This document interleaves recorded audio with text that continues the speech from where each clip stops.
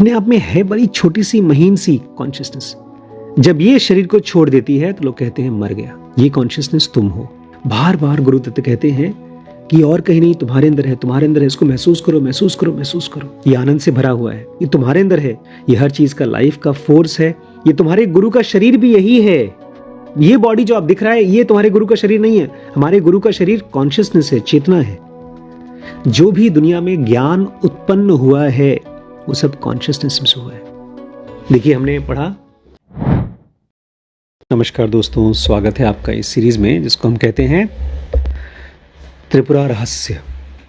इसमें गुरु दत्तात्रेय हमारे परशुराम को कुछ समझाते हैं।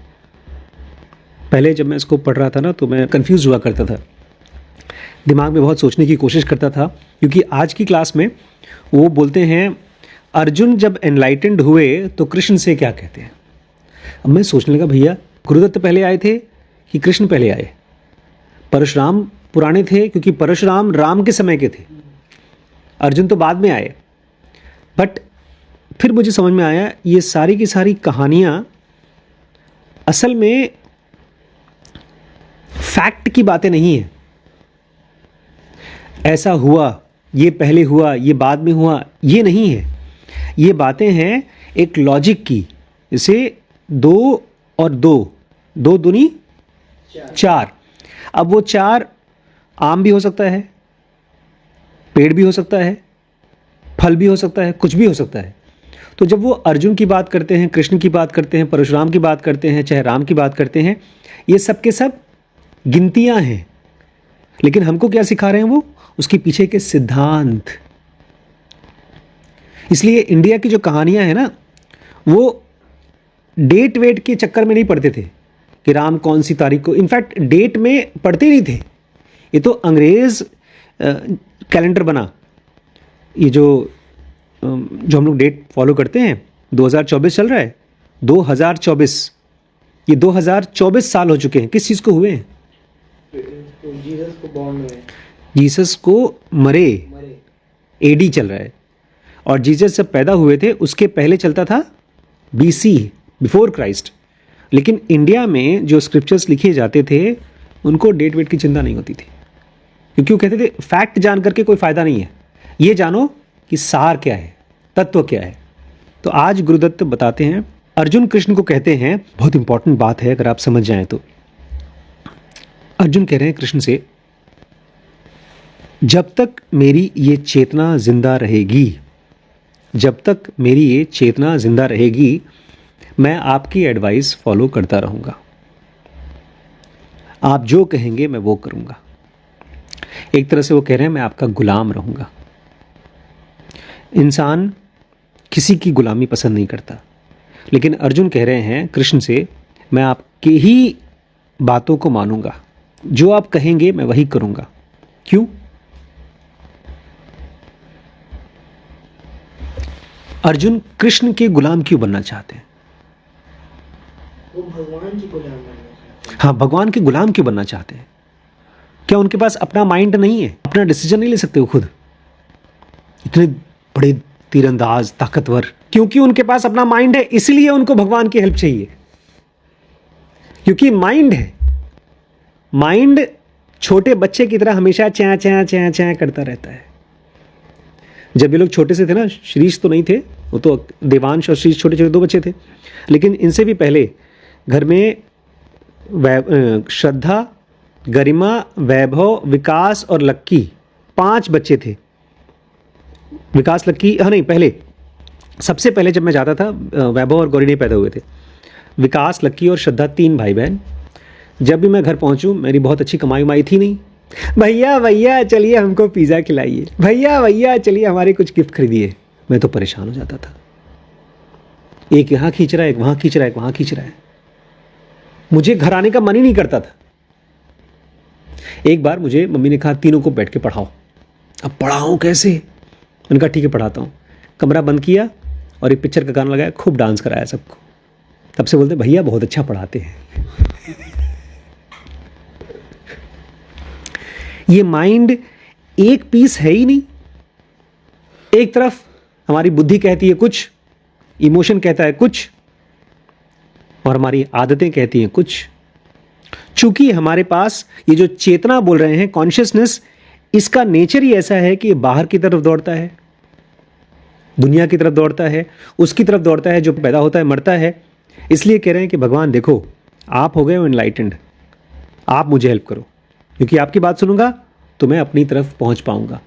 तो जब तक मेरे पास अपनी कॉन्शियसनेस है, आपके लेवल की कॉन्शियसनेस नहीं मिली, तब तक मैं आपको फॉलो करूंगा। तो इसमें आप क्या कर सकते हैं, आपके मन में एक थॉट आया, उस थॉट को पहचान करके डिसमिस कर दीजिए। अगर काम का है तब तो यूज करिए, नहीं तो डिसमिस कर दीजिए। कैसे करेंगे डिसमिस? आपका मन कह रहा है बेटा तुमसे नहीं हो पाएगा, तुम्हारी जिंदगी कहीं नहीं पहुंचेगी, तुम यहीं के रह जाओगे। इस थॉट को डिसमिस कैसे करेंगे? गरिमा की तरह करिए। गरिमा की जब किसी से बहस होती है ना, अमन से, वैभव से या श्री से, तो क्या बोलती है? बाप बनने को नहीं, ये ऐसे हाथ दिखाएगी और क्या बोलेगी हाथ दिखा के? टॉक टू माई हैंड, मेरे हाथ से बात करो, मेरे से बात मत करो। एक तरह से बोलती है ठीक है, जो तुमने कहा कह लो। आप अपने ही मन से कहेंगे ठीक है, तुम कह रहे हो कि मैं कुछ नहीं कर पाऊंगा, तो ठीक है, ओके। और कुछ? उसको इमोशन मत बनने दें। अगर इमोशन भी है, दुखी भी हो गए तो बोले ठीक है, दुखी हो। गुरुदत्त कहते हैं अर्जुन की समाधि लड़ाई करते समय भी नहीं टूटी थी। ये मेरे लिए बहुत नई बात थी। जब हम लोग कुछ काम करते हैं ना, तो हम डिस्टर्ब होकर के काम करते हैं। जैसे एग्जाम होने वाला है, श्रीश का बोर्ड का एग्जाम, तो मुझे पक्का है कि इसमें कभी दुखी होंगे, कभी खुश होंगे, कभी बहुत बहुत लो हो जाएंगे, कभी बड़े एक्साइटेड होंगे। तो हमारा पीस है एडल्टरेटेड। एडल्टरेटेड मतलब, एडल्टरेशन बहुत अच्छा वर्ड है, बहुत यूनिक वर्ड है। मिलावट। तो जो हमारा पीस है उसमें मिलावट आ जाती है, डिस्टर्बेंस की मिलावट आ जाती है। लेकिन अर्जुन का जो पीस था, दैट रिमेन्ड अनएडल्टरेटेड, वो डिस्टर्ब नहीं होता था, प्योर रहता था। कहते हैं ये बात आपको तब तक समझ में नहीं आएगी जब तक आप खुद उसको एक्सपीरियंस नहीं करोगे। और गुरुदत्त कहते हैं एक बार जब तुम्हें ये चीज़ समझ में आएगी, तब तुम्हारे माइंड को कुछ और जानने की, कुछ और सोचने की जरूरत नहीं पड़ेगी। हमारा माइंड इधर उधर कुछ न कुछ सोचता रहता है, उसको लगता रहता है कि नहीं मुझे अभी ये नहीं आता, मुझे वो नहीं समझ में आता, मुझे वो जानना है, होगा कि नहीं मेरे साथ। ढेर सारे थॉट्स आते हैं। कह रहे हैं जब तुम्हारा माइंड समाधि में पहुंचेगा, तब तुम्हें समझ में आएगा कि तुम्हें किसी और नॉलेज की, किसी और थॉट की जरूरत ही नहीं है। कृष्ण अर्जुन को कहते हैं तुम्हारी चेतना 5 इंद्रियों के जरिए फंसी हुई है। जैसे 5 इंद्रियां हैं, उस पर 5 दरवाजे हैं, वो 5 गार्ड खड़े हैं, उसमें चेतना को जेल हुई है। तुम बाहर नहीं निकल पा रहे हो क्योंकि तुम्हारी चेतना ने तुमको बांध रखा है, 5 इंद्रियों ने तुमको बांध रखा है। उसके बाद कुछ अजीब बात बोलते हैं, बड़ी मुश्किल बात। वो कहते हैं ये भी मेरी ही खुद की मैनिफेस्टेशन है।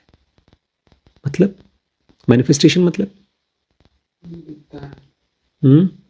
मैनिफेस्टेशन मतलब मेरे द्वारा बनाया गया एक जेल मैंने बनाया है जिसके अंदर तुम फंसे हुए हो। भगवान इतने क्रूर हैं कि जेल बनाएंगे? जैसे पसीना निकलता है शरीर में से, ऐसे बनाया है।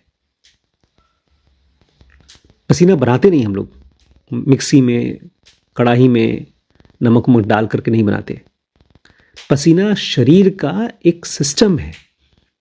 ऐसे ही 5 इंद्रियां और उसके साथ कॉन्शियसनेस एक सिस्टम है जो इस दुनिया में डिजाइन किया गया है अनुभव के लिए। तो ये मत कहिए कि हे राम भगवान ऐसा क्यों किया है तुमने। ये जानिए ठीक है, एक सिस्टम में मैं जी रहा हूं। जैसे अभी सर्दी है तो एक सिस्टम है, आप कंप्लेन नहीं कर रहे हैं सर्दी के लिए। अगर आपको मुक्त होना है तो अपने अंदर में कॉन्शियसनेस को, चेतना को गुरु की तरह एक्सेप्ट करो और उसकी पूजा करो। पूजा कर कैसे करते हैं कॉन्शियसनेस की? कॉन्शियसनेस के 2 पार्ट हैं, एक प्योर कॉन्शियसनेस स्पेस और दूसरा उसके अंदर तैरने वाले विचार। फिलहाल जो हमको दिखते हैं वो विचार दिखते हैं, उसकी पूजा करने के लिए बोल रहे हैं। हम उसी की पूजा करते हैं हमेशा।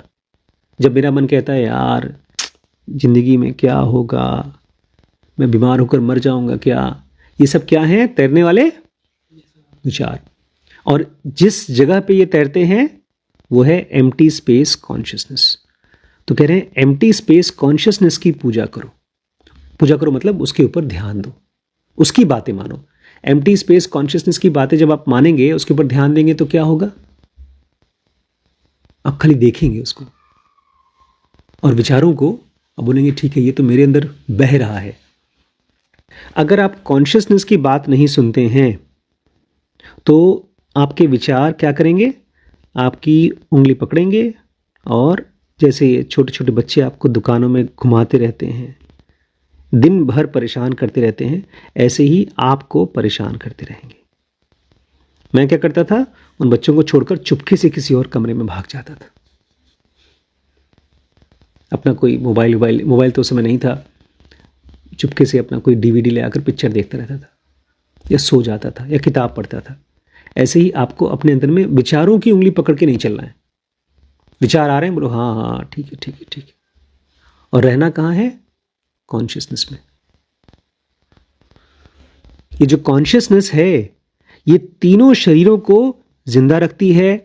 और एक बड़ी इंपॉर्टेंट चीज कहते हैं जिसको हम लोग को बार बार याद रखना पड़ेगा कि कॉन्शियसनेस हमारे पास आई है अनइनवाइटेड, हमने उसको बुलाया नहीं है। और इस चेतना में से, ये बड़ी मुश्किल चीज़ है, ये जो हमारी कॉन्शियसनेस है, प्योर कॉन्शियसनेस, इसमें से जो हमको आनंद मिलता है उसका कोई मैच नहीं है फिजिकल वर्ल्ड में। फिजिकल वर्ल्ड में ढेर सारे मज़े हैं, रुपए पैसे के मज़े हैं, खाने पीने के मज़े हैं, घूमने फिरने के मज़े हैं, सेक्स के मज़े हैं, लेकिन उसका कंपैरिजन जब आप प्योर कॉन्शियसनेस से करेंगे तो कहीं नहीं आता। ये जो कॉन्शियसनेस है इतनी बड़ी, इतनी फैली हुई है कि करोड़ों अरबों जीवों को सस्टेनेंस देती है, जिंदगी देती है। जैसे स्पेस में हर चीज़ रह सकती है, ऑक्सीजन से चीज़ें जिंदा रहती हैं, ऐसे ही कॉन्शियसनेस से करोड़ों जीव जंतु जिंदा रहते हैं। अब सवाल ये उठता है कि कॉन्शियसनेस की पूजा कैसे करें? तो एक ही तरीका है, प्यार से। वो प्यार की डिवोटी है। प्यार क्या होता है? प्यार को यहां पर आप ट्रांसलेट कर दिए सेवा के रूप में। जब आप किसी की हेल्प करते हैं तो अचानक से आपकी कॉन्शियसनेस जग जाती है। आप देखिए, कभी किसी की हेल्प करके देखिए, आपको अच्छा लगेगा। उसमें कुछ मिलेगा नहीं आपको, फिर भी अच्छा लगेगा। एक बार ऐसे करके देखिए, आपके पास पेशेंट आ गया, उसकी आप पर्चा बनवाइए, पर्चा बना के दीजिए उसको, और फिर उसको ले जाइए, उसका काम करा दीजिए, उसकी रिपोर्ट जल्दी करवा दीजिए, उसकी रिपोर्ट उसको समझा दीजिए। एक एक करके देखिए, एक में आप उसकी पर्ची दे करके उसको ले जाइए, काम करो अपना, मत करिए। देखिए कितना अच्छा लगता है जब आप किसी की मदद करते हैं बिना किसी स्वार्थ के। वो जो आपको अच्छा लगता है ना, वो इसलिए क्योंकि आपकी कॉन्शियसनेस को आप याद कर पा रहे हैं। कॉन्शियसनेस जग जाता है जब आप स्वार्थ से हट जाते हैं, क्योंकि स्वार्थ पता है कहां से आता है? विचारों से। देखो भाई, ये मेरा पेशेंट नहीं है, ये मेरे घर वाला नहीं है, मेरा होगा तो मैं करूंगा, किसी और का होगा तो मैं नहीं करूंगा। ये सब विचारों से जब आप कुछ काम करते हैं तब तो आपको मटेरियल खुशी मिलती है, रुपए पैसे की खुशी मिलती है, दुनिया की खुशी मिलती है। लेकिन जहां पर आपका मेरा का ध्यान नहीं देते, आप अननोन एंटिटी की हेल्प करते हैं, तो कॉन्शियसनेस जग जाती है, कॉन्शियसनेस खुश हो जाती है। आपको इसलिए भी अच्छा लगता है क्योंकि हमारी जो बीइंगनेस है, हमारा जो तत्व है, जो हमारी एसेंस है, उसका टेस्ट लव है, प्यार। चीनी का स्वाद मिठास है, मिर्ची का स्वाद तीखापन है, इंसान की कॉन्शियसनेस का स्वाद है प्यार। थोड़ा सा इमेजिन करिए कि आखिर इंसान को प्यार क्यों अच्छा लगता है। जब कोई हमको प्यार करता है, हम किसी को प्यार से बात करते हैं, तो क्यों अच्छा लगता है? क्योंकि वो हमारा स्वभाव है, वो हमारा नेचर है, बॉडी का नहीं, हमारी चेतना का नेचर है वो। कॉन्शियसनेस की कीमत को पहचानिए, याद रखिएगा। स्क्रिप्चर्स जितनी लिखी जाती हैं भगवान के ऊपर, गीता या अष्टवक्र गीता, जितनी भी किताबें लिखी गई हैं, वो सब उसी की महानता गाती हैं। और वो जिसकी महानता गाई जा रही है, ये तुम्हारे दिल में वास करता है, तुम्हारे अंदर वास करता है। भगवान ईश्वर जिसकी खूब बड़ाइयाँ होती हैं किताबों में, वो आपके अंदर रहता है। वही तुम्हें देगा एनलाइटमेंट, वही तुम्हें देगा परफेक्शन, और तुम खुद स्वयं ब्लिस हो जाओगे। देखिए, ये जो अभी हम लोग एक नई सीरीज चालू करने वाले हैं, उसमें बताते हैं कि कैसे अगर आप गहरा काम करना चाहते हैं तो बोर्डम इनवाइट करिए, अपने आप को बोर करवाइए। ऐसे ही जब आप अपने आप को बोर करवाते हैं तो आप साइलेंस के अंदर घुस करके उसका टेस्ट महसूस कर पाते हैं। जब तक आप बाहर की चीजों को टेस्ट करते रहेंगे तब तक आप अपनी चेतना का स्वाद महसूस नहीं कर पाते। अपने आप में है बड़ी छोटी सी महीन सी कॉन्शियसनेस, जब ये शरीर को छोड़ देती है तो लोग कहते हैं मर गया। ये कॉन्शियसनेस तुम हो। बार बार गुरुदत्त कहते हैं कि और कहीं नहीं, तुम्हारे अंदर है, तुम्हारे अंदर है, इसको महसूस करो, महसूस करो, महसूस करो। ये आनंद से भरा हुआ है, ये तुम्हारे अंदर है, ये हर चीज का लाइफ का फोर्स है। ये तुम्हारे गुरु का शरीर भी यही है। ये बॉडी जो आप दिख रहा है, ये तुम्हारे गुरु का शरीर नहीं है। हमारे गुरु का शरीर कॉन्शियसनेस है, चेतना है। जो भी दुनिया में ज्ञान उत्पन्न हुआ है वो सब कॉन्शियसनेस से हुआ है। देखिए, हमने पढ़ा जर्नी ऑफ सोल में, असतोमा सद्गमय, तमसोमा ज्योतिर्गमय। ये शरीर तमस है, अंधेरा है। ये शरीर असत्य है, ये शरीर कंफ्यूजन है।